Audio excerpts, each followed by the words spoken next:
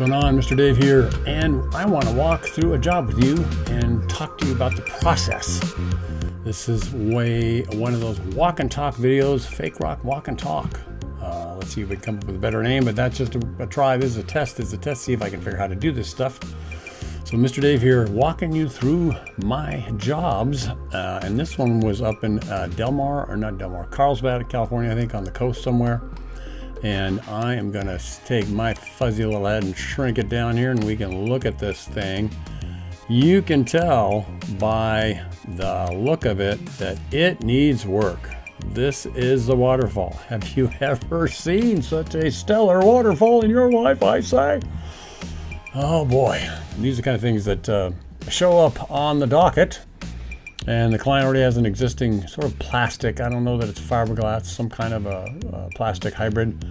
And this is all concrete mortar, whatever. And I have been asked to turn it into an actual waterfall that looks nice. I don't know if I have a picture of this. If I do, I will show it right now if I can dig it up. But I don't remember seeing one. So let's assume I don't have a picture. So I'm attempting to do this sort of like a slideshow. I tried to organize the slides, and so we'll walk through this. There's a satellite rock over here on the right side you see down there, and there's another one on the other side of the pool, and this is with water in it. And you can see the calcification, all that white stuff, multiple different water sources on the back of this waterfall feature. So we begin the process by taping and masking all areas around the work zone, and we're going to disassemble the slide actually and move that out of the way. The upper 2/3 of it or thereabouts. And so we're cleaning off around the rock work so we can have our tape stick better is what I think is going on there. Yeah, and then we're also drilling through to add new rocks. You can go right into the tile. It's no big deal. You can pour concrete and go right over it. And since this is all waterproof behind here, it's not a big deal. And that little brush is what cleans them out. So there's holes down here, if you can see. They're going to be in a step. So we're going to make a satellite boulder in here. Or this is actually part of the water feature. I can't tell. I think to the right over on this side, we're actually going to be working on the project. I can't see. It looks like, yeah, I don't see. Well, there is a bench underneath the water feature right there. And you can see we've jumped ahead quite a bit. Taped and masked everything. I put plywood down. Notice that down on the floor of the pool. And that part, that's to protect the Pebble Tech. You need a Pebble Tech or Techstone or Gemstone pool that will not die in terms of waterproofing when it dries out. So you want to make sure you're going to do that. If it's plaster, you can't do this. You got to demo all the plaster and work on a jackhammered shotcrete or gunite pool and work from there. So you can see we've got a rebar in there. The idea is to just sort of build up some bulkier shapes. You can see the 2/3 of the slide is gone. We've got the pegboard that goes around and burlap to fill in gaps. We have a pipe feed that's going to generate water source that's coming right through, as you can see there in the right rock as you're looking at the picture, the right side. There's steps going up, so we're just going to keep using those if we can to maybe make it so you can climb up into the water feature. I always like being able to do that.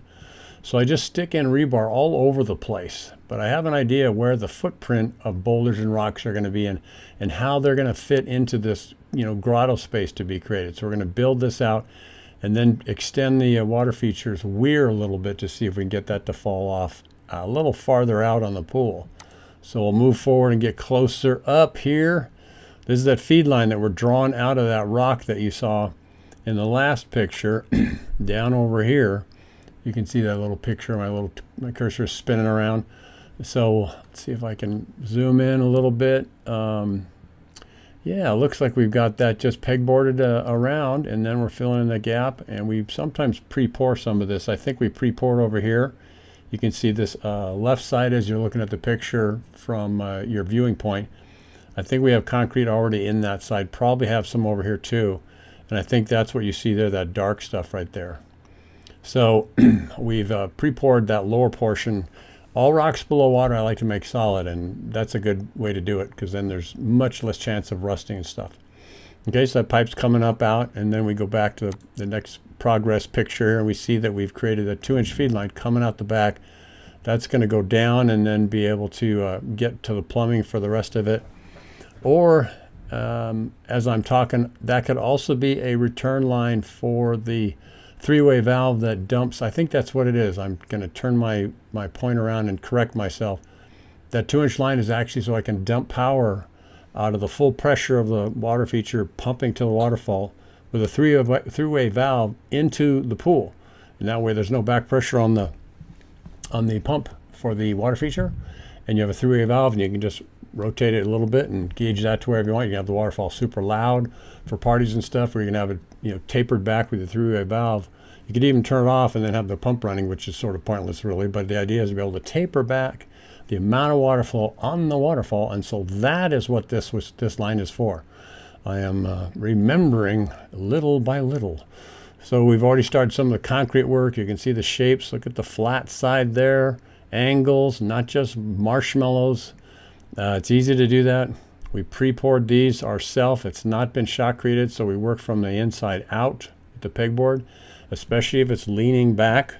We would get the underside area, be able to be poured concrete onto that pegboard, and it'll stay there. It'll work out well.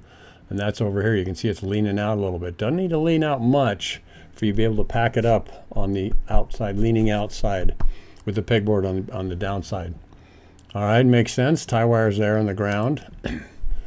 A little farther back, we see how things are going. We've built up the whole feature now, and I think I made this one without shotcrete, so this all looks like we did it by hand. One little chunk at a time. See how we're doing in phases? So we filled up this by itself, and we have this portion of the boulder coming on up.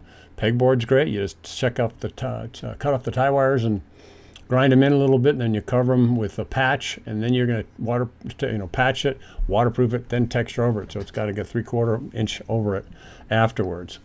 And so we have our bender bar up there that we're using to go ahead and take care of that stuff. The rebar shapes and things. There's the tile right there. The plastic's kind of pulled off a little, but we pulled it back up. We're not working on there, so we're not too worried about it. So we'll keep on marching down the road here, dudes. So there's our rolls. We use rolls. This right here, we actually have a photo and a video of it coming up in this little slideshow. We'll show you that. Again, burlap on the inside. Works pretty darn good. Been doing it for decades, and it's not usually a problem. And we have planters in here, so there's places for plants to be put. And then sometimes I have a drain that goes into the pool. Since there's no place to really jackhammer the deck, I'll still put a planter in there, and I'll put a pipe that goes down into the water. Big deal. The rain comes, the wind blows, leaves and bushes and dust and grass falls out of the yard into the pool. It gets filtered out. So you cover the drain with a screen so no dirt's going into it. You got to remember that. All right, so this is the starting pond up here. It's going to dump over this edge down into that basin in there and then move down. We can move in and see how that's going to work. So right there, the waterfall's overflowing. You can see in here the pipe that feeds it is out here.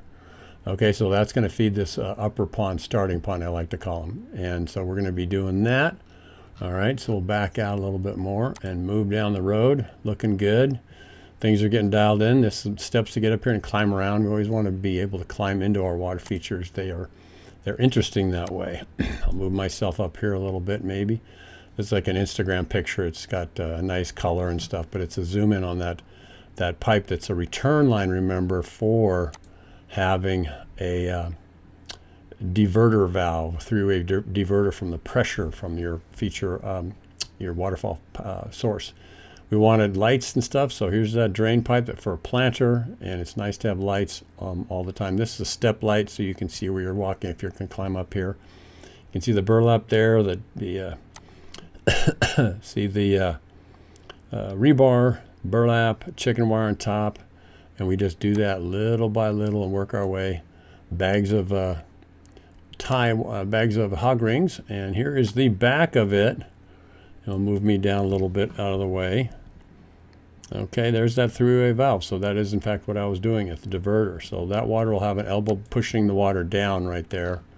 Right here there'll be a 90 degree and it'll kick the water down. It's nice to be able to waterproof it right around the outsides. Weak spot in ponds is right underneath that piece of pipe. Wherever you have a breach in the barrier where water is and is not, that sort of that pond wall, that's what we got to be thinking of.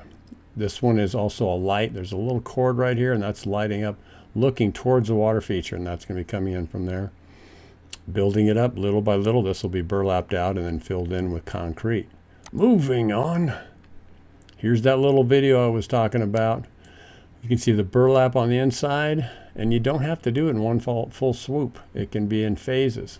Okay, this is just the part that we're getting the ball rolling, and we're putting the structural concrete on there. Just the structural concrete, all right? And we are getting somewhere. And they're moving forward again. All right, or backwards a little bit too. Tried to get the slides in order, but there you go. We have some satellites here that we redid. Those are both that were part of the original build. Now we're getting somewhere. We're putting the texture coat. All our structural concrete has been in there. Small stones in your watercourse. Vary the size. Look at the big size here, smaller size here. Angles, not just lumps of bouldery, lumpy, bumpy. Get some character in your stuff. Get some strong cracks. I got those free downloads that talk about, you know, what do you want to do when you put in cracks? How do you do cracks? Look at God's rocks. God makes the best rocks. So we get the structural coat on there. We're adding in our texture coat. Simple little hopper. Easy, super easy to do. All right, this is the way we do it. And you just mix it up. Keep it real slimy and snotty.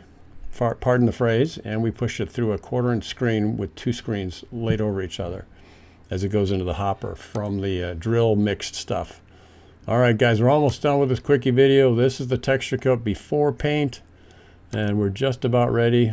That's got texture coat color. That is that fog coat, excuse me, that fog coat product that is, I use La Habra, and that gives cementatious color, which means it's going to last longer and it won't fade like paint. Paint does fade, even the best of it.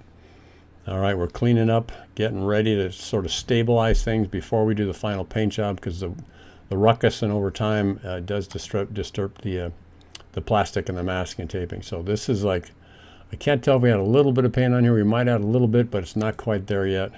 Now we're done. All right, guys. That is the finished thing. There you see it over here. The taping has been taken off. Be aware, sometimes if you use Super 77, it can leave a little bit of a film. You can see a little bit of thing right there, and that will go away in time. With the chlorinated water and such. All right, so there is the project all done, and I don't often get pictures with them all finished and stuff, but there's plants, there's a planter right there. Again, that's a light for you to be able to walk around. I like to make it bouldery so it doesn't look exactly like steps, but what can you do, you know? That right there is a picture or a place where they're going to have a can light. That's the niche that they put in, and then the light can slide right into that. That'll light up the waterfall because that's where it starts, right there.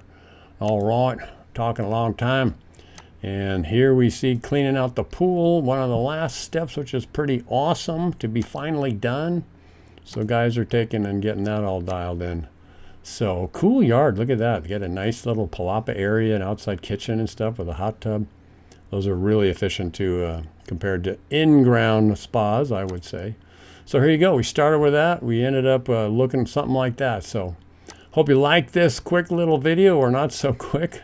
And trying to practice, see how these split screen things and this technology works. So Mr. Dave on the rock pile, sort of with you and looking back in time. And so we will move on to another one in the future, but there you go. This is a test. This is sort of a testing one to see if you guys like it and see if I can figure out how the technology works and if I look weird on the video. So, all right, until we meet again, have a great day. God bless, and have fun no matter what. All right, bye.